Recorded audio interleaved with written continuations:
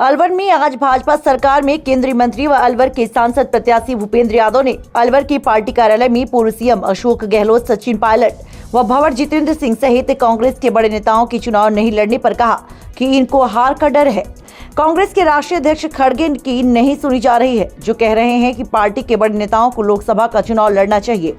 अलवर में मेरे सामने भंवर जितेंद्र को नहीं उतारने का जवाब भी खड़गे भी दे सकते हैं।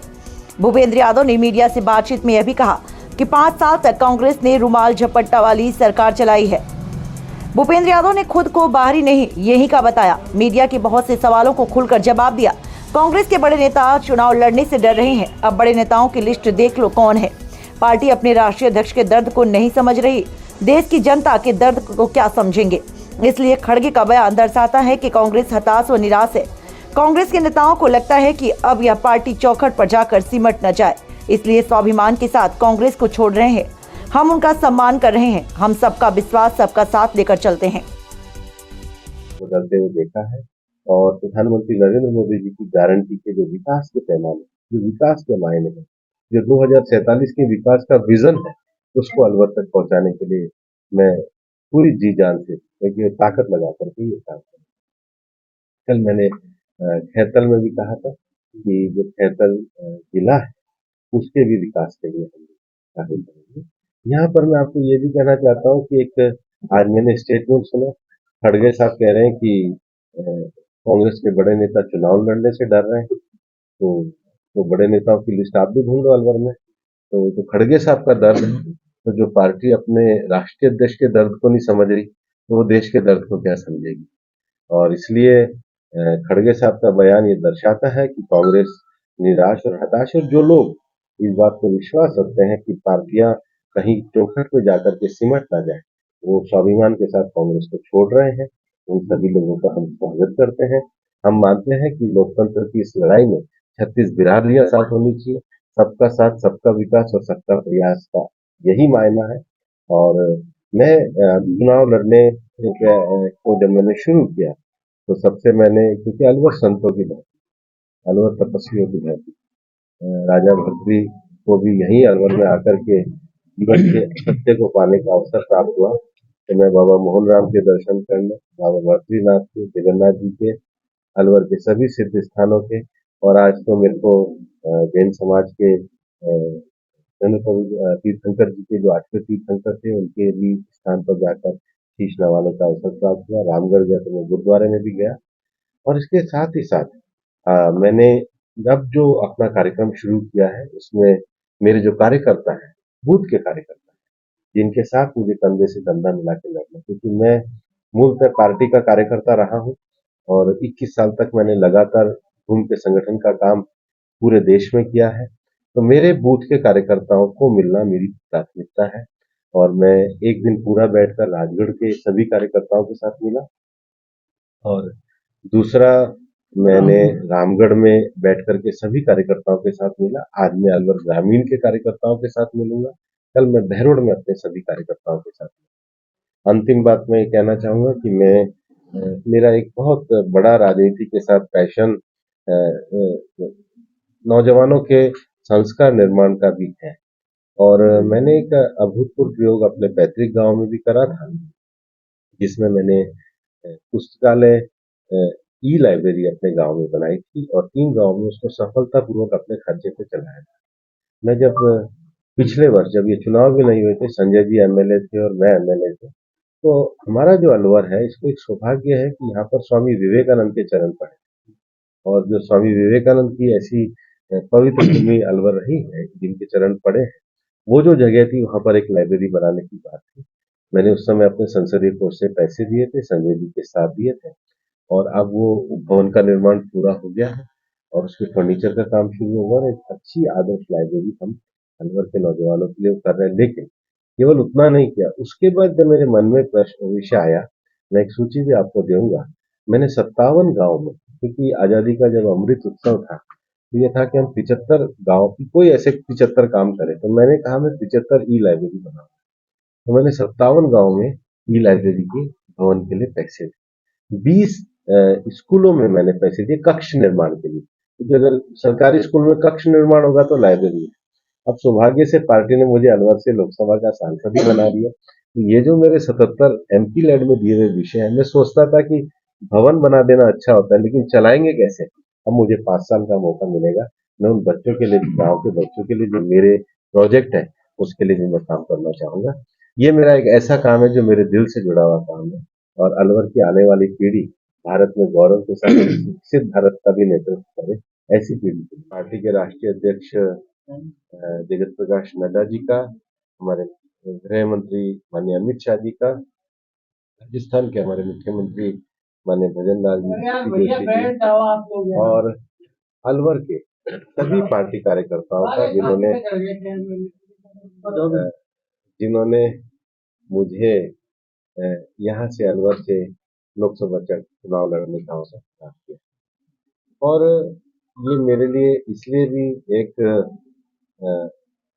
अति सौभाग्य का विषय है कि जैसा मैं आपसे कह रहा था, कॉलेज जीवन से लेकर और लगातार राज्यसभा सांसद बनने के बाद अलवर में जो मेरा एक यात्रा का 40 साल का जुड़ाव रहा है लगातार इस शहर में, इस जिले में, वो भी मेरे को एक गहरा संबंध अलवर के साथ रखता है। और मैं चुनाव जीतने के बाद 24 घंटे अलवर की सेवा में रत रहकर जो केंद्र सरकार के बड़े विकास के जो योजना कार्य हैं, उनको अलवर में लाने के लिए कार्य करूंगा।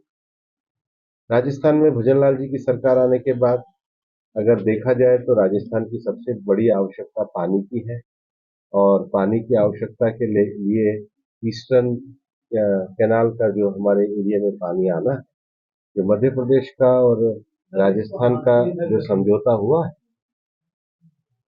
उसके बाद जो पानी आएगा उसको लेकर के कार्य करेंगे। सामान्यतः यही विषय था कि ये पानी अलवर के क्षेत्र विशेष में, और राजगढ़ के लोगों ने मुझसे पूछा, माननीय मुख्यमंत्री जी से मैंने पुनः चर्चा भी करी और कहा कि हम अलवर के सभी क्षेत्रों के लिए इस पानी को लेकर जाएंगे, कि पानी की बहुत आवश्यकता है। दूसरा जो राजस्थान की सरकार ने बड़ा विषय किया है, और उन्होंने केवल ईस्टर्न राजस्थान नहीं, बल्कि यमुना जल के विषय को लेकर के और उदयपुर में देवास के विषय को लेकर के भी राजस्थान सरकार ने सराहनीय कदम उठाया, और उसको हम 5 साल में पूरा करने के लिए संकल्पवान। दूसरा विषय ऊर्जा का विषय। अभी कुछ समय पहले ही 1,60,000 करोड़ रुपए के जो रिन्यूएबल एनर्जी की जो राजस्थान की क्षमता है, उसको लेकर के समझौते किए गए।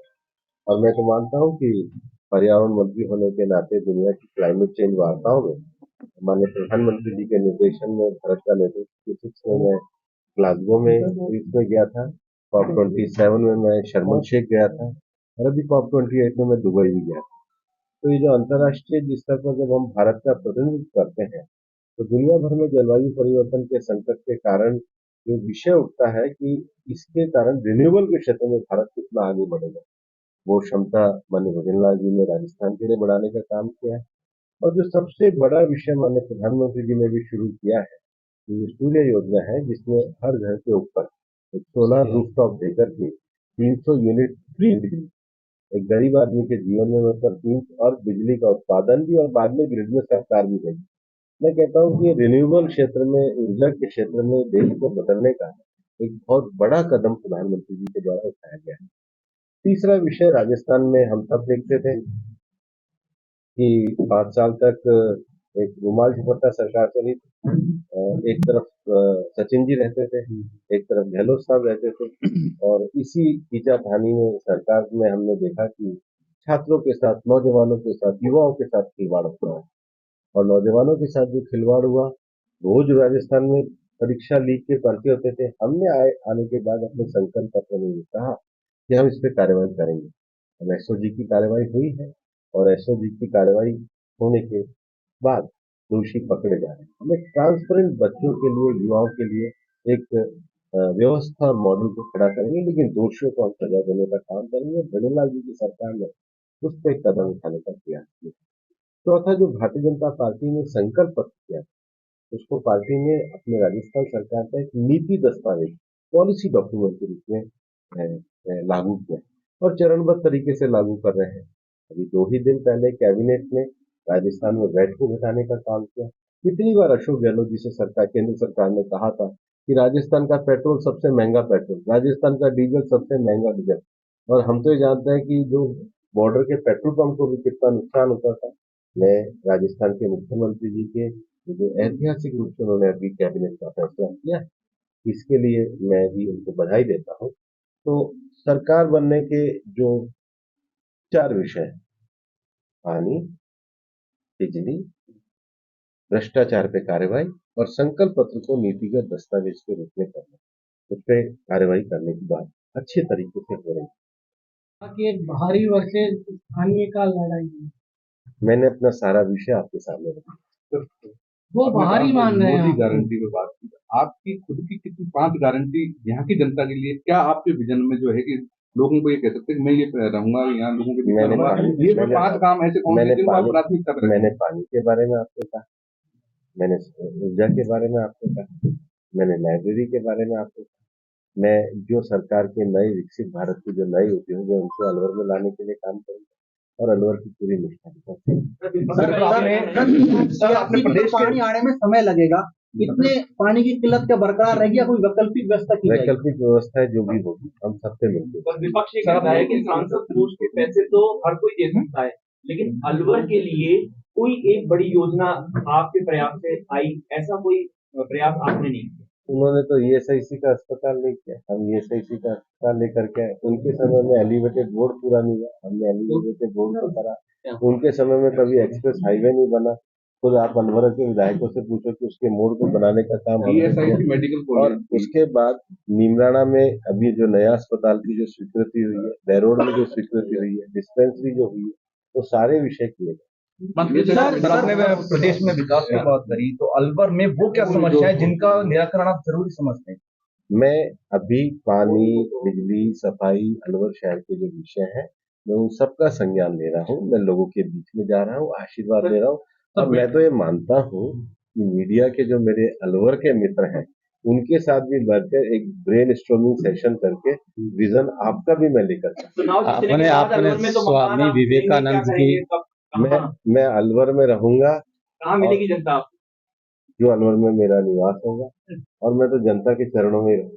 सर, आपने स्वामी विवेकानंद और युवाओं की बात करी है। अलवर का युवा ज्यादातर गुटखा के कारण तबाह हो रहा है, शराब के कारण तबाह हो रहा है, तो क्या आपकी सरकार शराब और गुटखा को लेकर गुजरात की तरह कोई डिसीजन लेने की क्षमता रखेगी? देखो, नशा मुक्ति कई तरीके से होता है और नशा मुक्ति एक बड़ी समस्या है। और इसमें मैं जो एक ई लाइब्रेरी के जो संस्कार केंद्र की बात है मेरे मन में, मैंने जो 57 गाँव में कुछ 75 गाँवों तक ये पहुंचने का मेरे पास सूची है, मैं आपको दे दूंगा। अगर हम उसको एक अच्छे संस्कार, एक मोटिवेशन के रूप में करें। अभी कई बार नशे का एक बहुत बड़ा कारण होता है कि बालक जो है कंपटीशन के चक्कर में प्रोडक्ट बनता है। हमें उसको प्रोडक्ट से ज्यादा पर्सनालिटी बनाना, उसके व्यक्तित्व का विकास करना, और इस तरह के संस्कार केंद्रों से व्यक्तित्व का विकास। बहुत सारी सामाजिक संस्थाएं भी काम कर रही हैं। मैं एक जो संस्था चलती है अपनों घर को जैसी जो संस्था है, मतलब दूसरे क्षेत्र में काम कर, लेकिन भरतपुर में शुरू किया, बाद में मैं उनके जयपुर केंद्र, अजमेर केंद्र से भी जुड़ा, अलवर में भी किया। मैं मतलब मेरा मन ऐसी संस्थाओं के साथ जुड़ने का, लेकिन वो एक अलग है। और ये दूसरी चुनौती, हमारे जो बच्चों की चुनौती है, ये उससे बड़ी चुनौती। रिश्ता एक ऐसा क्षेत्र है जिसको लेकर के अगर उसका विकास पे जयराम रजनीश के दौरान इस पर ध्यान दिया गया था, इससे रोजगार भी मिल सकता है। यहाँ के लोगों का जो रणथंभौर के अकेले अगर देखा जाए, मतलब एक ही हिस्सा है, उससे ज्यादा ही डेवलप होता है दिल्ली एनसीआर का नली। लेकिन सरकार इस पर कोई काम नहीं कर पाती। नहीं, काम करने का विषय नहीं था कि इसका जो ये जेट था, हमने कांग्रेस के समय में कितनी बार किया। अब इसका ये जोड़ता है, ये जेट का जो फाइनलाइजेशन है, और उसमें भी पिछले 2 सालों से अलवर के हमारे सभी व्यापारी एसोसिएशन सबके साथ मेरी लगातार वार्ताएं हुई हैं। और राजस्थान सरकार का, अशोक गहलोत की सरकार के समय भोजन मांगने के बाद भी, अशोक जी के समय, अब राजस्थान सरकार ने उसको त्वरित कार्रवाई कर ली। उसको सर रेट बहुत ज्यादा है, हरियाणा में रेट है जो बहुत ज्यादा है, लोगों को बहुत महंगा खरीदना पड़ रहा है। आपको नहीं लगता कि हरियाणा के बराबर रेट करनी चाहिए? अभी हम एक एक कदम करके आगे बढ़ रहे हैं। अभी राजस्थान और तरक्की भजन इलेक्ट्रोल बोर्ड पर पूरे देश में बात हो रही है, मीडिया में लगातार लिस्ट भी आ रही है कि जिनकी कंपनी का टर्नओवर कम है और उन्होंने ज्यादा चंदा दे दिया। क्या मीडिया के सारे विषय पे नहीं, तथ्यात्मक विषय है, इसका तथ्यों के साथ ही देखा। सर आपकी सरकार 10 साल रही है केंद्र में, पत्रकारों के लिए क्या काम किए? पत्रकार सुरक्षा कानून अब तक नहीं बना है, कितना काम? पत्रकारों के मान सम्मान के लिए, उनकी अभिव्यक्ति की स्वतंत्रता के लिए हम पूरी तरीके से प्रतिबद्ध हैं। अलग अलग राज्य सरकारों में जो सारे कल्याणकारी विषय हैं, उनको सर भूपेंद्र जी जीतेंगे इसमें कोई संदेह नहीं, ललित जी क्यों हारेंगे ये बताइए। मैं सकारात्मकता में विश्वास रखता हूँ। मुझे अलवर की जनता जो आशीर्वाद देगी, उसके लिए मैं सेवा के संकल्प के लिए आगे बढ़ूंगा। बाकी क्या परिणाम और साइड इफेक्ट है वो मैं आपको लोग ये कह रहे हैं कि भूपेंद्र यादव जी इतना बड़ा चेहरा है, उनके सामने बड़ा ही चेहरा उतरना चाहिए था, जैसे जितेंद्र सिंह। आपको लगता है कि चुनाव अब मुकाबले का है, या जितेंद्र सिंह लड़ते तो ज्यादा मुकाबला होता? ये तो खड़गे साहब के भी दिल का दर्द है। खड़गे साहब से पूछिए, आज उन्होंने दिल का अपना दर्द व्यक्त किया। दूसरा, अब मोदी की गारंटी की बात हमेशा के दोहराते रहते हैं। आपकी पार्टी में कई अभी हाल आज भी जयपुर में कुछ कांग्रेसी गए हैं, उनका भी लोग कह रहे हैं कि उनके पास कोई वोट बैंक नहीं है, कोई जनाधार नहीं है। ऐसे लोगों को पार्टी ले रही है, फिर मोदी की गारंटी की भी बातें हम बराबर कर रहे हैं। पार्टी अपना लगातार विस्तार कर रही है। जो भारतीय जनता पार्टी में वरिष्ठ नेता आ रहे हैं, उनका हम बड़े हृदय से स्वागत करते हैं। किसी भी लोकतांत्रिक पार्टी में जनाधार के बढ़ने के अच्छे, प्रोफेशनल, पढ़े लिखे, समझदार लोगों ने आज भारतीय जनता पार्टी को आगे बढ़ाने का विषय।